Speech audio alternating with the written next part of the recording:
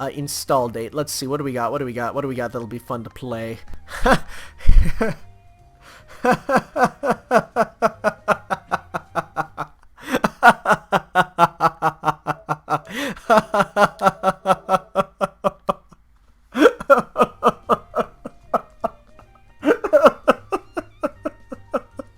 $60.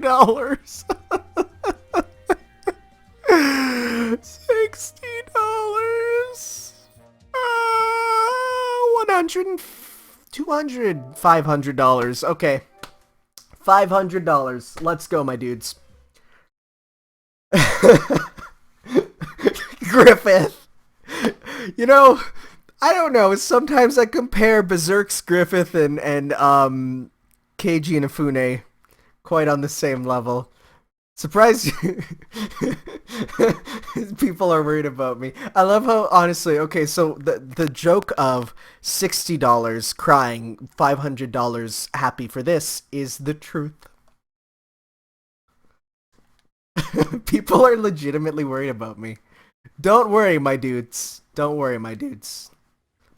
Let's play some good games. If you have a PS4, there's going to be a free Indivisible theme coming out for everyone to buy. I love this game, my dudes. It's so good. Cool, we got some ED.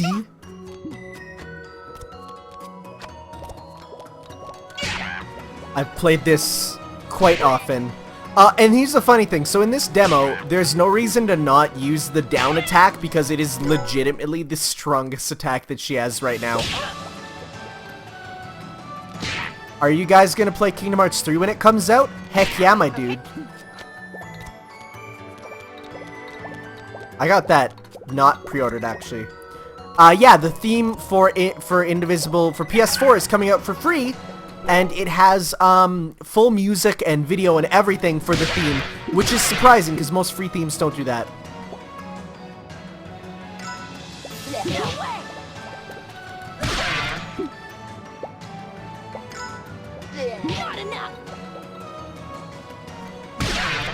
We got Zabai the Archer, voiced by none other than Kyle Hebert, aka the voice of adult Gohan in the Dragon Balls.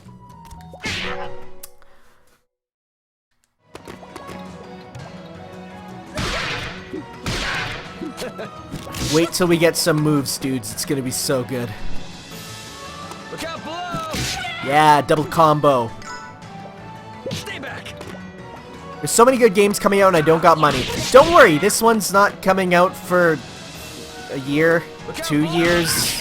You're good.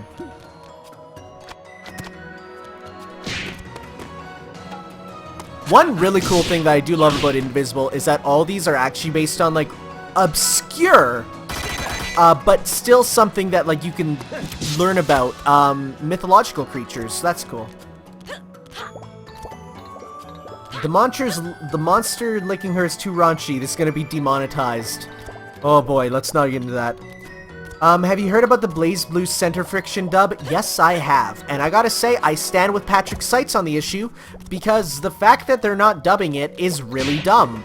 Like, I get that they want the games out quicker, but the fact that there's not even a word of, okay, we'll release the game for now, and then afterwards allow people to, you know, get the dub as DLC or something, that's really dumb. That's really dumb. I do feel like dubs are extremely important to games, and that the fact that they're so quick to remove it to get the sales is really dumb. I think it's incredibly stupid. Kyle Hebert did a good job as Kakyoin in JoJo. Yep, that is very true. I actually do really like the JoJo dubs. I feel like they're just the right amount of, like, because they play themselves so seriously. They play themselves amazingly seriously. The only character who I really disliked the direction they took with was Strawheim, who is such a giant, hammy character in canon, and yet they turned him just into a super boring, just like, you know, whatever, normal German guy. On Abyss page on Tumblr, it says there's a chance of the dub coming out later. That's true. But at the same time, the fact that the voice actors were not informed there's not going to be a dub for now, and that they weren't informed that they, you know, I feel like you should tell your dudes that there's gonna be a you know, a issue with the dub or something. But Seitz was perfect as Dio. Well, Patrick Seitz was really cool because he was actually the voice of Dracula in Symphony of the Night, the redubbed version, in the PSP versions of Symphony of the Night, or what that was in Dracula X, rather. Dracula Chronicles, whatever, shut up. Let me show you how it's Tungar the Arumi Master, who's voiced by someone who I don't exactly know who it is, which kind of sucks.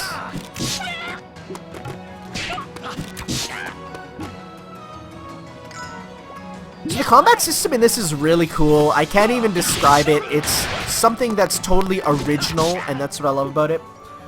Tanner, did you read Vento Oro? If so, what was your favorite part? Vento Oro? So I read Vento Oro, and I did enjoy it, but my big problem with it was just that, like, I had to read half in good quality rips and half in bad quality ones, and of course the bad quality ones were just not the best. They definitely had issues. My favorite part, though, that's a tough one, because honestly, I don't even know. It's been so long since I did watch it that I don't exactly know what all happened in it still. Like, I'd have to rewatch it to or reread it rather. And I'll probably reread it when the anime is announced, which it totally will, because Vento Oro is by far the most, well, not the most popular, but one of the most popular parts in Japan. They love Vento Oro. We got Rosmi. Rosmi is a cute girl. Are you going to record more Skullgirls Mobile? Yes. I mean, I just didn't have time. If so, do you know when it's going to be released? No, because I don't, like, as big of a Lab Zero fan as I am, and I mean, I'm a big Lab Zero fan. I mean, there's some behind-the-scenes stuff you guys don't even know about how big of a fan I am. I don't know stuff like release dates and stuff. Let's see. I'm just gotta try and focus on the gameplay too. And who would you like to see exclusive? Annie. Because Annie is gonna be an Indivisible here, as a guest character. And I kind of want her to be playable in Skullgirls at least once before being a guest character in another game, you know? So, have you played Mugen? Yeah. It's as broken as, you know, as you want it to be. Let's see. I'm also sad because literally no one in my school likes Monster Hunter or One Piece. Well, my friend, the answer to that is get them into it. My friend was the one to get me into Monster Hunter and One Piece, actually, and it was super good. Uh-oh. Uh-oh. Can't guard.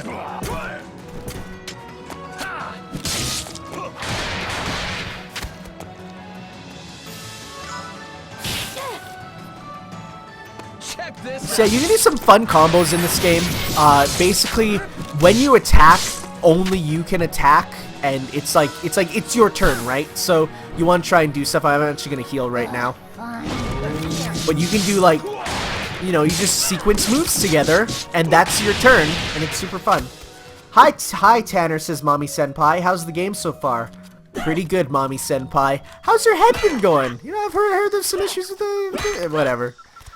My sister was like, I should watch Madoka, and I'm like, okay, if you want to be soul-crushingly disappointed. Not disappointed, but soul-crushingly, like, depressed, and she's like, it's Magical Girls, it can't be that bad, and I'm like, huh, you don't even know. Prepared was the one to get me into Monster Hunter. I think you mean Pro Jared. I'm guessing. But, no. The one to get me into Monster Hunter was literally just one day in my school, my friend was playing it, and I'm like, oh, what's that? He's like, oh, it's Monster Hunter. And I'm like, oh, I've never heard of it. He's like, oh, it's by Capcom. And I'm like, now I'm interested. And so I played Monster Hunter. He basically, when I got my Wii U, he's like, you know, what game should I get? I asked my friends, and they're like, I had a couple of them say, get Monster Hunter. And I'm like, I don't know, my dudes. I don't know. So, but then I got it, and I'm like, guys, thank you for telling me to get Monster Hunter. Because it's addicting as heck.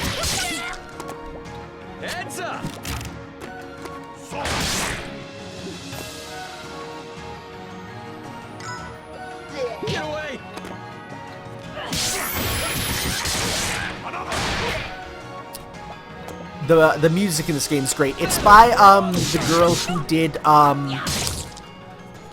the Mana series, which you might not even know if you are a young child, which is kind of sad. I love me some classic video games. I still need to play Skullgirls, my dude.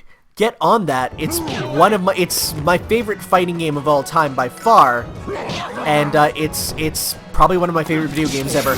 I have one of the few physical copies of Skullgirls on PS4, though I love it so much that the freaking what's it called? Arc System Works, the Japanese publisher for Skullgirls, tried to shut down my YouTube channel because I upload videos of it. So that's good. I love me some Japanese companies who don't know that, you know, we do these videos to help promote the games. That's good. So yeah, get Skullgirls, my dudes. It's really good. It's on basically everything. I mean, unless you're a Nintendo fan, but whatever. It can run on any computer, which is the most amazing thing. Legitimately, I've seen it run on absolute toasters. Why? Okay, no, you can't actually get the Skullgirls characters in Mugen because they have too many frames for Mugen to handle. It's crazy, but it's true. Heads up. Oh, I totally missed. Very nice. I'm actually gonna get this one first.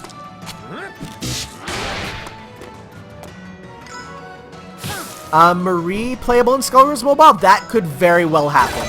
I feel like that's actually probably gonna happen because it'd be easy to do because you don't need as many frames.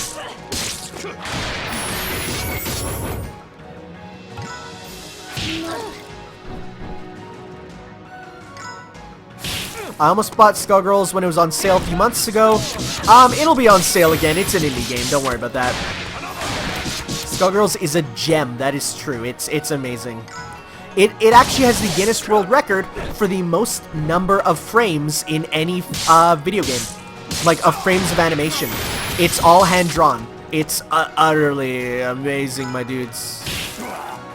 Stop complaining. Don't get mad at me about saying probably. Shut up. I can talk to you about that later, Angel. Actually, a lot of people know that I mispronounce probably on my channel. They probably know about that. So yeah, no, like the characters are in Mugen, but they're not the full versions of them. They can't actually get the full versions of them because they have to cut down on frames. Because legitimately, it's too much for them. Also, I need to stop waiting on these. Now we're gonna see some real combos coming up. Kind of, not really. You can do combos in this game that literally make it so that you're out of the get enemies out of the frame.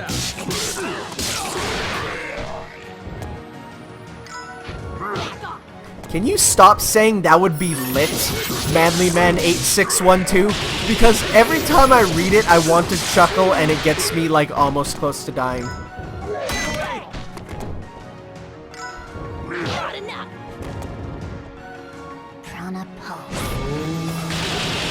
Give me these heals.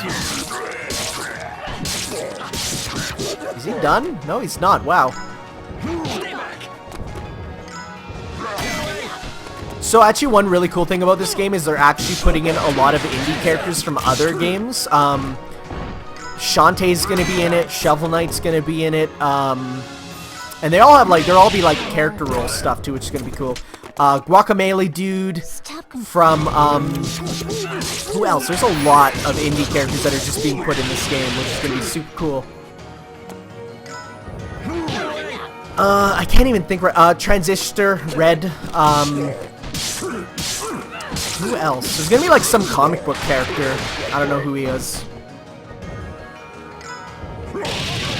And honestly, this game is just it's a Metroidvania RPG, which is super cool. I'm down for that. And it just sounds really good. I trust Mike C. We got level 3. Let's see if we can level 3 super this dude. We almost killed him. Ah. Oh, so close.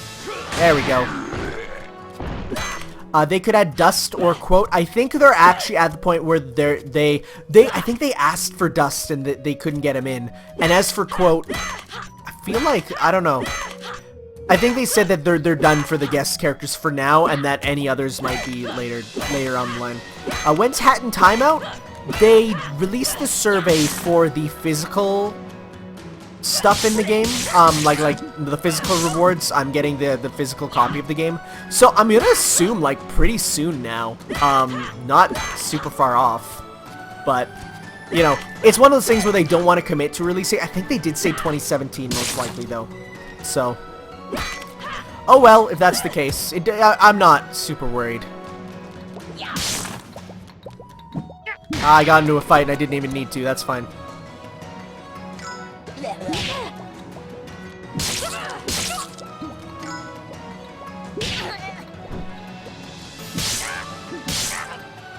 Heads up.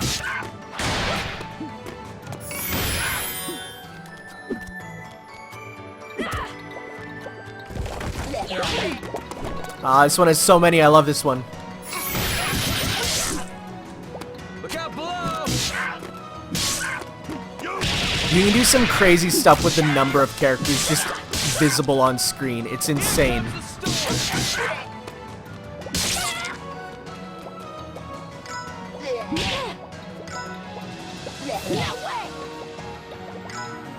No way! I think not.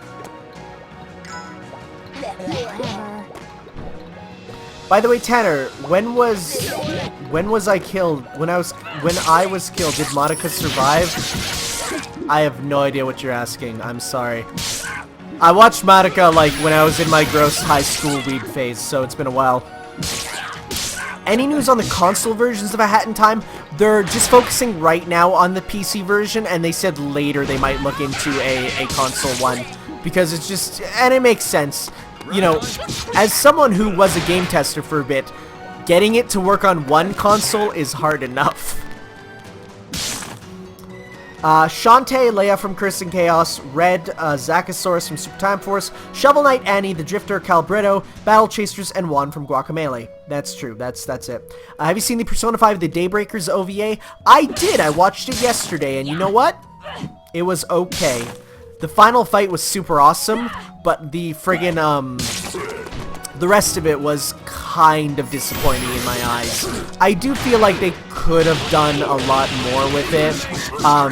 Like, you know, such as seeing the main characters for any small amount of time, but I don't know.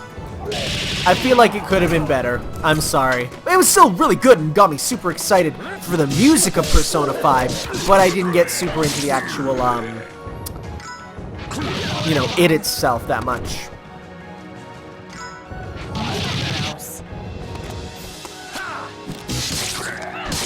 Check this out.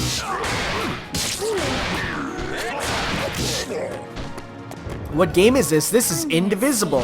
It's the beta version of the game and will be out for console in 2018 probably. What games are you going to play in the future? Literally whatever my heart desires. I have no set schedule or anything for these games. It's just whatever I want to play.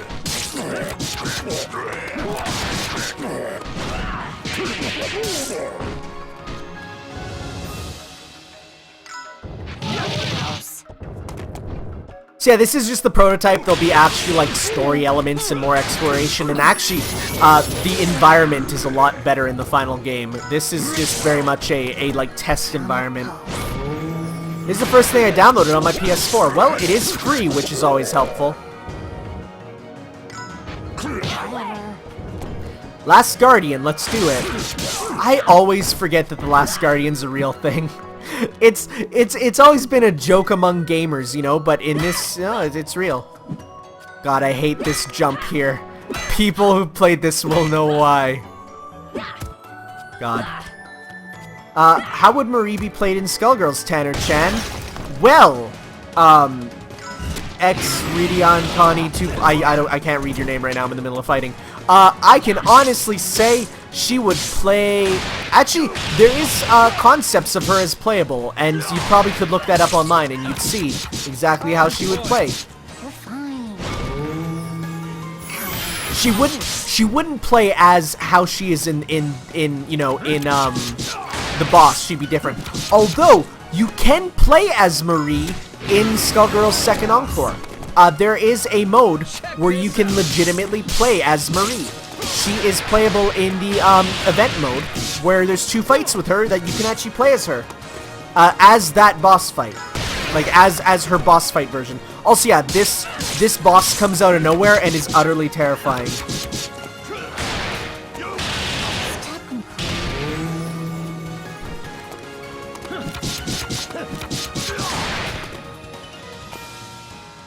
Oh, it's so instant. It's so tough. I'm going to try and get to the bonus boss, but it's probably not going to happen because it takes forever to platform out of here.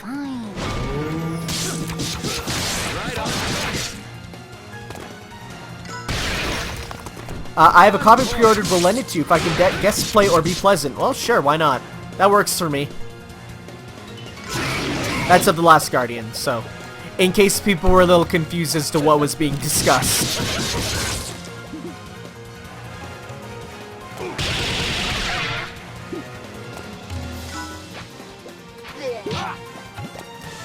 So this whole thing here is just to explain to you that you can target other characters, because a lot of people don't even know that. So that's a nice little attention to detail that they put in.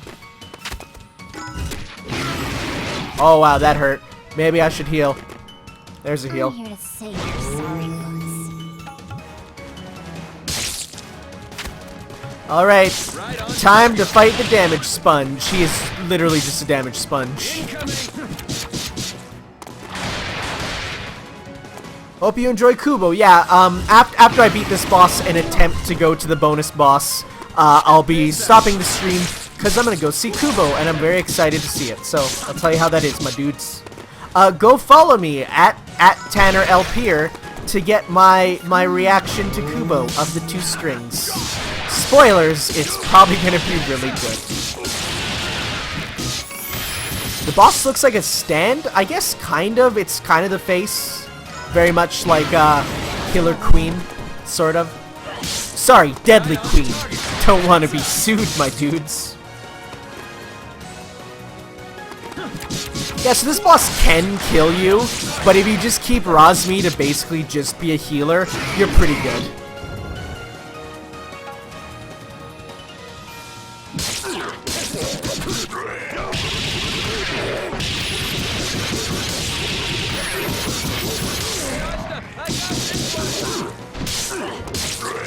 That's the combos I wanted. And I entirely missed that last hit. Very nice. Ah, that hits. Oh my god, I'm near dead. Okay, let's heal. I'm so close to dying right now. Nice, thank goodness. How terrified was I when I saw the Big Bang glitch in Skullgirls? I mean, I wasn't, actually super terrified. It was just more surprising than anything. Check this out. This boss? Yeah, okay, so I can definitely see people saying this boss looks like something from Bayonetta. That is definitely a comparison I can see made. It's the gold and white, for sure. Thank you for that quick hit that I could barely avoid. Are you gonna play Smash with your viewers? I mean, I could if my internet wasn't terrible. I cannot stream and play games online at the same time. It is actually impossible for me. So don't ask for online streams. I can do online pre-recorded, but I am in no way ever gonna be able to stream and play it online at the same time. Okay, I don't know why. Oh, because I ran out of Edie. That's right. I was like, why did my guard not work? And it's because I ran out of magic. Because magic is required to guard, which is an interesting system in this game.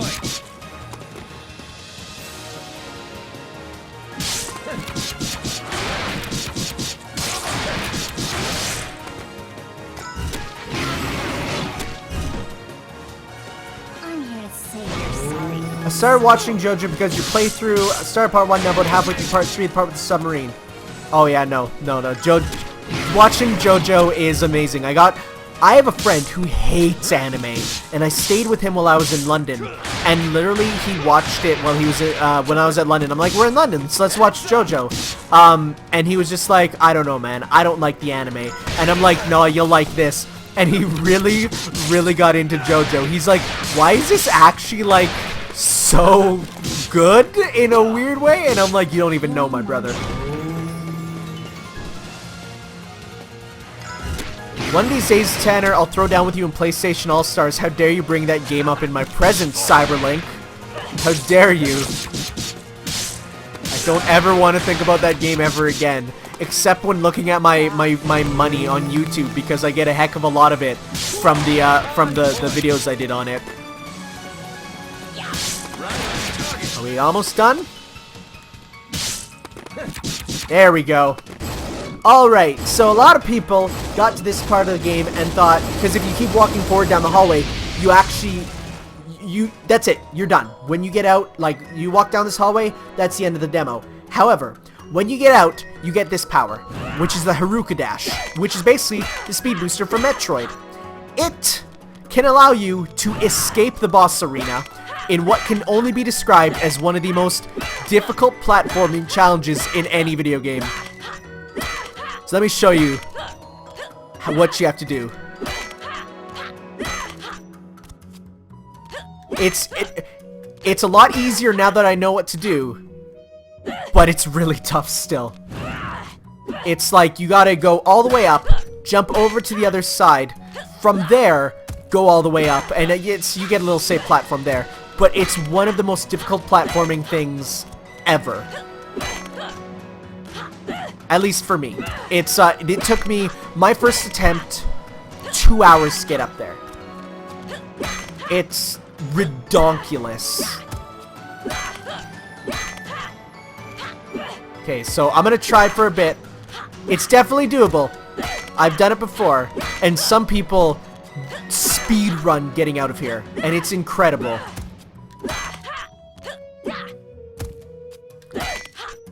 Reminder, I'm pressing multiple buttons to do different actions. It's not as easy as it looks at all.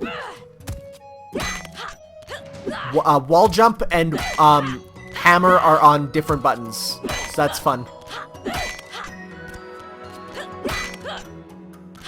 Ah, that one's always a tough one. Okay, let's keep trying. Let's keep trying. We're gonna be here for a while, my dudes. If I plan to do this for super long. So I got it up there the first time, but that's it. Okay, there we go. Ah! That jump is the worst. Oh wait, do I go up one more? I think I might actually have to.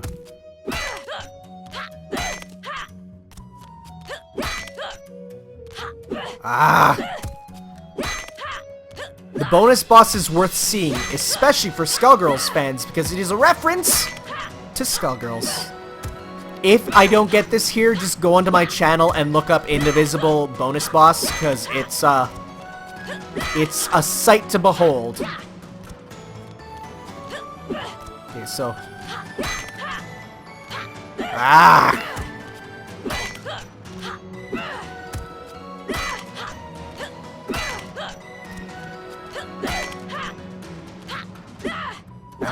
That one's a tough one, because you actually have to change in midair. How long is it going to take, Tanner Senpai? I have no idea. It's partially luck, it's not luck, it's all skill, but it's... If you want to skip this, go watch my video I did on it on YouTube. It's up to you. Ah! Brr!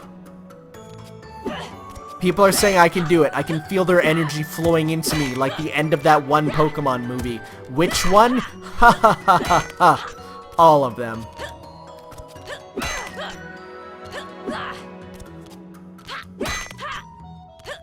So like for the top one, you actually have to hold out to get enough distance and then rotate back and then use the hammer, not the hammer, the axe immediately to get enough, yeah, that's not high enough. Like, it's a tricky jump.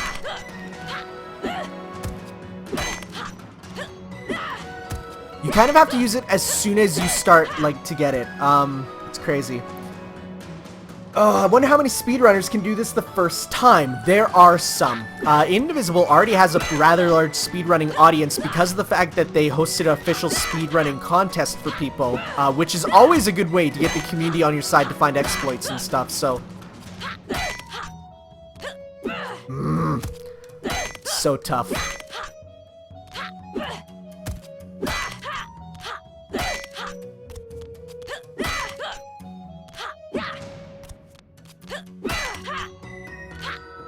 I was way too late with that one.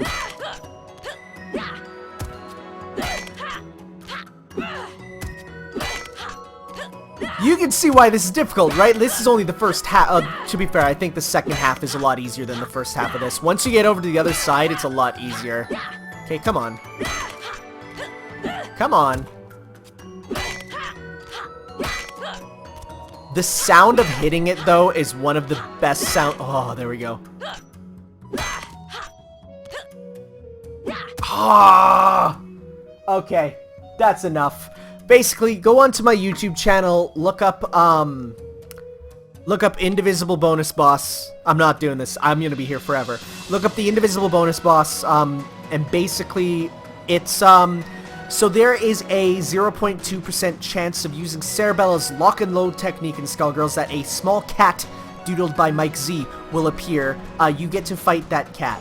So... that's a fun thing. It's literally a character from Skullgirls, and he is a super ridiculously tough bonus boss. So, ladies and gentlemen, that said, let's finish up this demo. Let's go, Rhodey! There we go.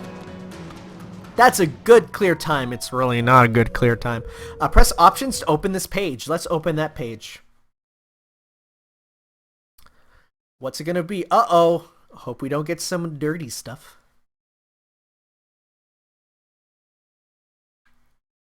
So let's go full screen. Oh, this is weird. I'm streaming a web page. Web page that doesn't even work on PS4. Nice. Alright. Well, dudes, thank you all for watching. This has been LEGO Dimensions and Indivisible. And I'm off to go see Kubo of the Two Strings, I guess. So, dudes, thank you for watching. And see you next time whenever I decide to stream. It's been cool. Ciao.